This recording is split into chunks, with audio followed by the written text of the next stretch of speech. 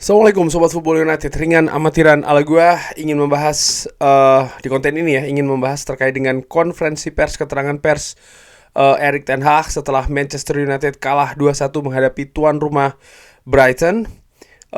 Langsung aja gua ambil sumbernya dari manunited.com, akan gua artikan dulu.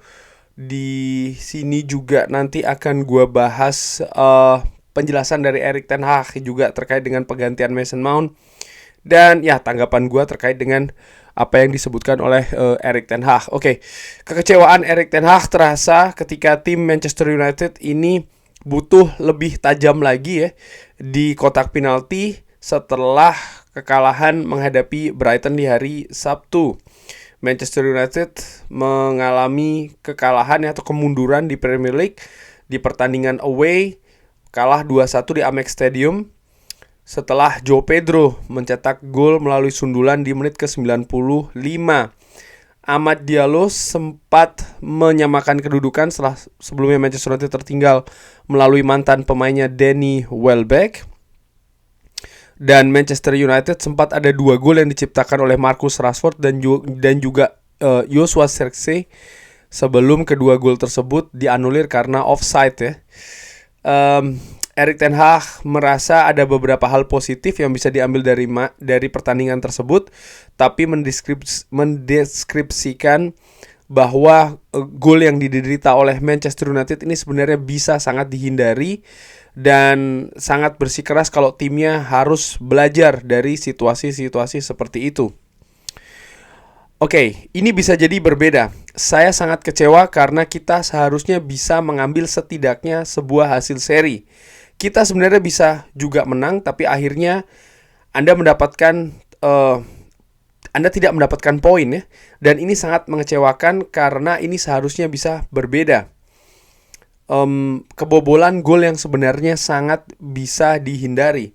Ini juga sangat mengecewakan, khususnya ketika Anda melalui bagian panjang dari pertandingan, Anda mengontrol. Dan sebenarnya kita ini mengontrol pertandingan juga di possession, dan kita melakukannya dengan cukup baik. Kita kebobolan 2 gol yang tidak penting, sangat bisa dihindari. Ini merupakan perasaan kita kebobolan 2 gol yang sangat lembek, yang sangat bisa dihindari ya. Dan kita seharusnya bisa beraksi lebih baik sebagai sebuah tim. Kita harus berbicara, kita harus bisa bersama-sama di momentum seperti ini tentang apa yang harus dilakukan, dan semuanya harus mengetahui pekerjaan masing-masing, dan sebagai sebuah tim kita harus mempertahankan gawang kita.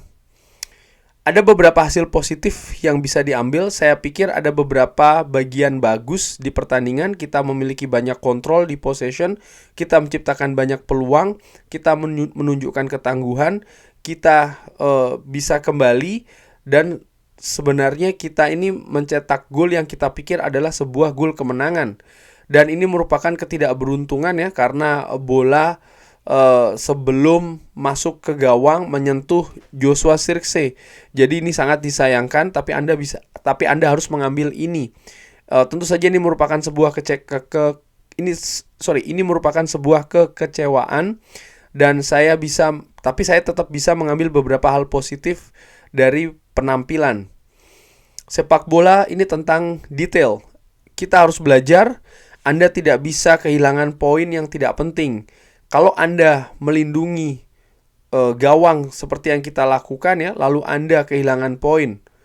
Sepak bola ini tentang detail, dan kita harus melakukannya lebih baik di saat-saat seperti itu. Beberapa peluang bagus di babak pertama. Ya, seperti yang saya katakan sebelum babak pertama selesai, kita menciptakan peluang-peluang kita. Peluang terbaik sebelum babak pertama selesai ini dari Amad. Setelah menerima crossing dari Diogo Dalot. Setelahnya Mason Mount memiliki peluang yang bagus. Saya pikir kita memiliki sebelum babak pertama ya 3 atau 4 peluang yang sangat bagus. Dan dari situ 2 peluang yang sangat bagus yang seharusnya bisa membuat kita unggul ya di babak pertama. Kita seharusnya bisa mencetak gol lebih banyak. Kita butuh lebih klinikal, lebih tajam di kotak penalti. Dan bagaimana kita kebobolan gol ini sangat-sangat lembek, sangat soft sekali. Ini seharusnya tidak terjadi. Kita seharusnya bisa mengorganisasi lebih bagus di momentum tersebut. Juga di sisi lain, ketika Anda menciptakan peluang seperti yang kita lakukan, kita seharusnya bisa mencetak gol lebih, khususnya dengan dengan kelebihan satu pemain, di mana semuanya berpikir kalau itu sebenarnya sebuah gol sebelum digagalkan ya oleh offside. Kita harus lebih konsisten. Kita butuh lebih konsisten ya. Dan ini tentu saja merupakan sebuah kemunduran. Ketika Anda tidak bisa menang, Anda seharusnya mengambil sebuah hasil seri. Kita harus terus berkembang, bekerja keras, dan ini merupakan pekerjaan kita untuk melakukannya. Dan kita harus bekerja di kedua sisi, ya terutama di kotak penalti, supaya lebih efektif. Karena di sepak bola, pada akhirnya ini tentang mencetak gol. Ya, sepakat gue. Oke, sebelum gue tanggapin, gue ingin ke bagian lain ya, di mana Erik ten Hag ini menjelaskan kenapa Mason Mount digantikan. Manajer dari Manchester United menjelaskan ini bukan keputusan secara taktik, tapi lebih untuk pencegahan. Ini terpaksa. Erik ten Hag mengatakan, dia mengatakan ada masalah dan saya tidak ingin mengambil resiko dengan dirinya.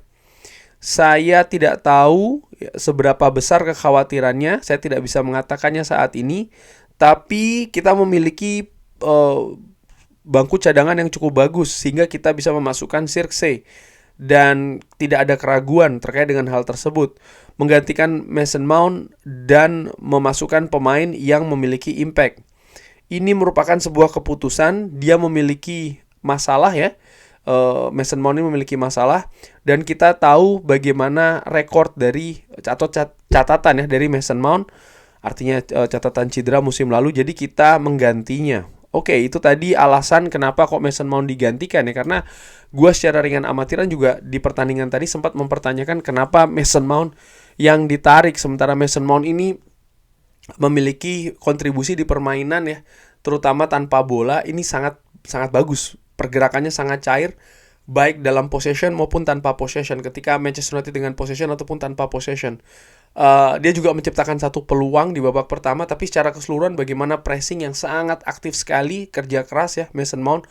Menurut gue ini merupakan salah satu titik penting, terutama Manchester United di penampilannya di babak pertama, yang menurut gue sebenarnya tampil cukup oke, terlepas adanya kebobolan di babak pertama, di mana gue lebih menyalahkan organisasi pertahanan ya.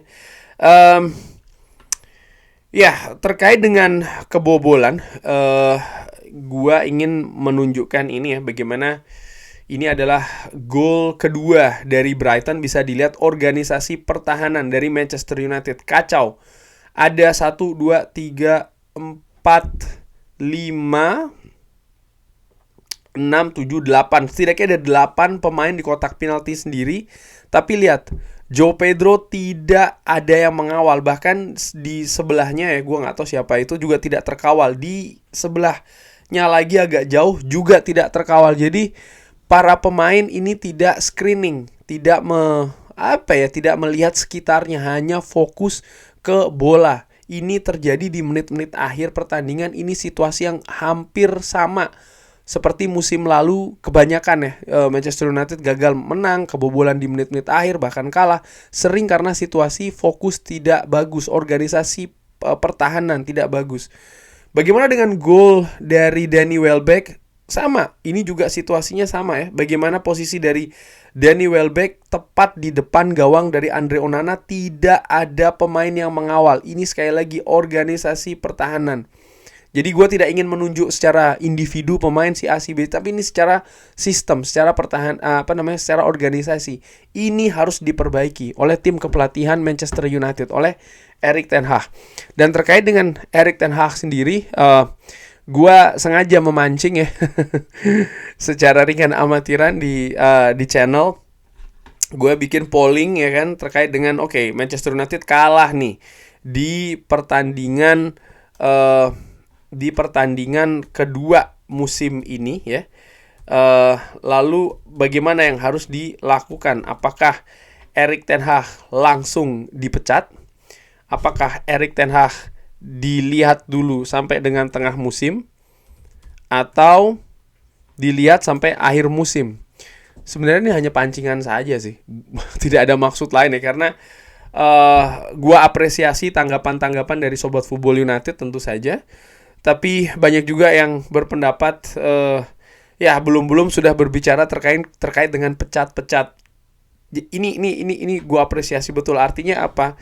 Sobat Football United banyak yang mengetahui atau sudah paham bahwa ya ini merupakan sebuah proses. Intinya di situ. Sekitar total 88% ya masih harus melihat dulu situasi paling tidak di tengah musim nanti ataupun di akhir musim. Sebanyak 22% langsung mengatakan pecat sekarang juga. Di mana pecat sekarang juga gue berpikir, oke, kalau pecat sekarang, terus siapa yang akan menggantikan? Bagaimana dengan persiapan di preseason? Bagaimana dengan persiapan dengan manajemen yang sudah mengatur banyak hal ya?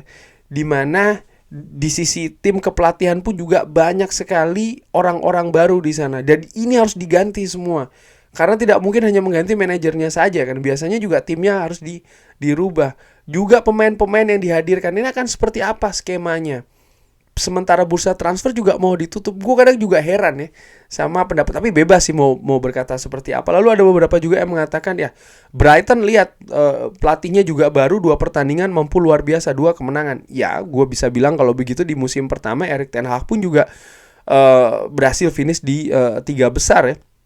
Artinya itu juga musim pertama dari Erik ten Hag. Poinnya bukan di situ. Menurut gue poinnya adalah bagaimana Manchester United, dan ini sudah gue tekankan di awal musim bahwa ini seperti musim yang bukan musim yang tapi seperti kayak sesuatu yang baru bagi Manchester United, manajemen yang baru, tim kepelatihan yang baru, sistem cara bekerja yang baru, filosofi yang baru, banyak sekali hal yang baru.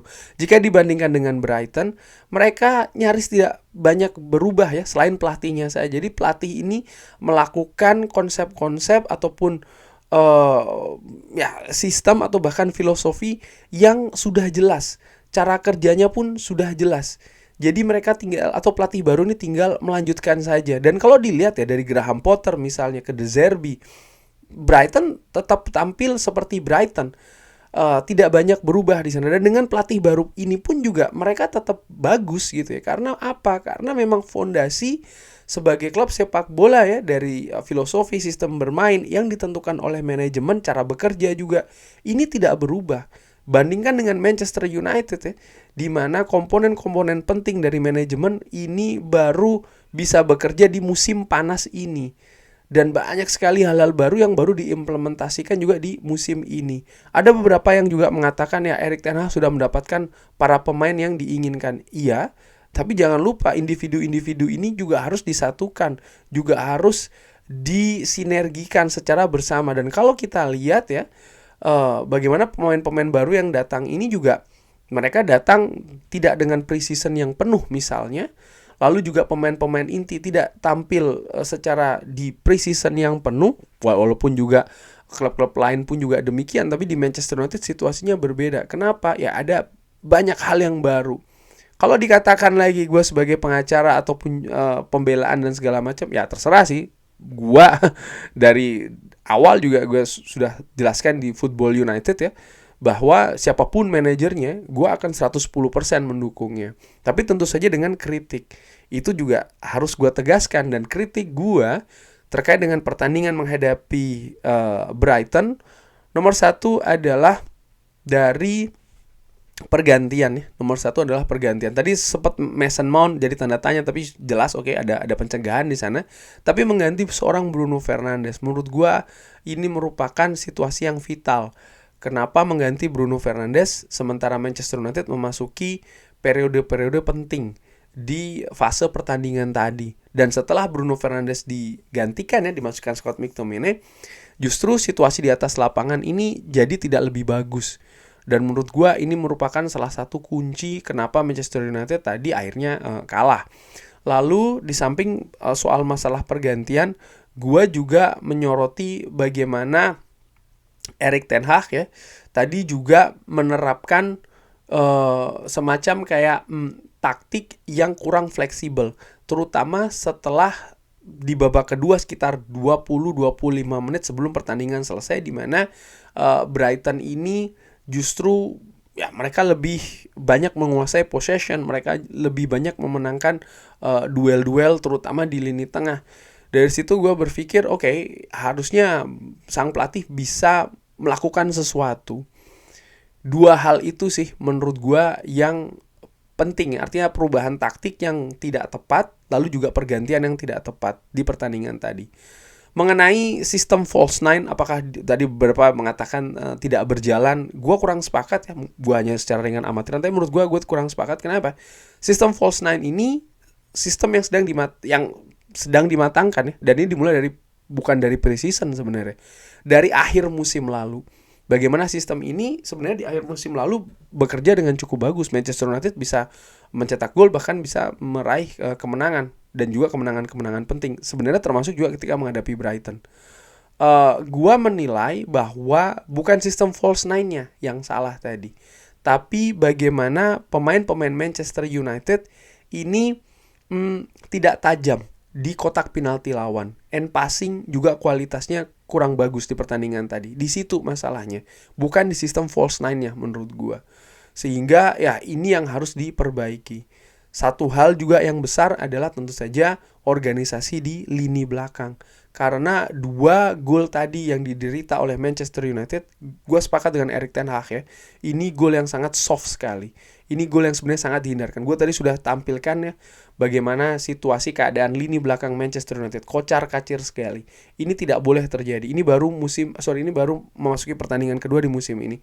Masih ada banyak sekali pertandingan, masih ada kesempatan besar ya, untuk bisa memperbaiki situasi terutama di lini belakang. Dan menurut gue situasi di lini belakang ini ada sumbangsih juga dari tim kepelatihan ya, bagaimana mereka mendrill, bagaimana mereka melatih lini belakang. Tapi di sisi lain juga bagaimana pemain-pemain ini begini.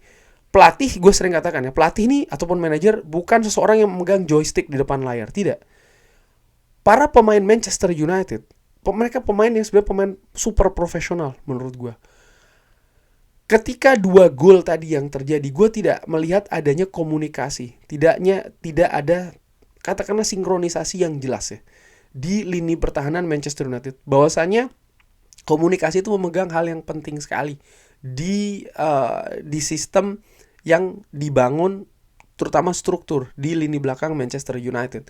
Tadi gue tidak melihat hal tersebut, dan ini kan hal yang seharusnya bisa terjadi tanpa pelatih menginstruksikan. Pemain-pemain ini pemain-pemain senior, pemain-pemain kaliber gaji yang besar ya. Harusnya mereka bisa berjalan secara otomatis. Mereka bisa berkomunikasi. Mereka bisa ya tidak semuanya ini terpaku hanya pada bola, tapi disiplin juga pada posisi. Sebenarnya mereka mampu menunjukkannya di banyak periode di pertandingan tadi, di mana terutama di babak pertama ya, Brighton tuh sulit banget loh keluar untuk menekan Manchester United. Kenapa? Karena lini pertahanan solid. Tapi sayangnya ini tidak bisa berjalan secara konsisten, dan di situ PR-nya.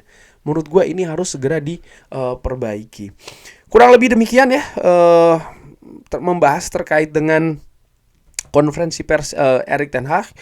Gue ya oke, ini memang sangat mengecewakan, ini menyakitkan ya, kekalahan seperti ini lagi-lagi di periode akhir, menit-menit akhir. Tapi gue juga melihat dari sisi positif bahwa Manchester United tadi terutama di babak pertama tampil oke menurut gue ya. Ada banyak skema, ada banyak build up yang bagus, hanya saja belum bisa sempurna diselesaikan ya peluang-peluang tersebut menjadi gol. Bahwasanya Manchester United bisa menciptakan banyak peluang di pertandingan tadi, ini juga merupakan hal positif yang tidak dilihat begitu. Karena sering sekali ketika Manchester United kalah, maka semuanya menjadi negatif. Tidak ada hal positif yang dilihat yang bisa dibawa ke pertandingan selanjutnya. Nah, gua melihat sebenarnya tidak seperti itu. Oke, ada hal-hal negatif ya, tadi gue sudah katakan, tapi juga ada beberapa hal positif.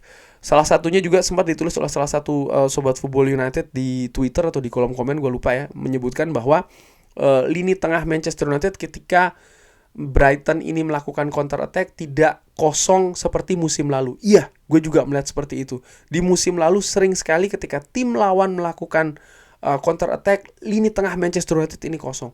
tadi itu nyaris tidak pernah. Selalu ada pemain, artinya terisi posisinya.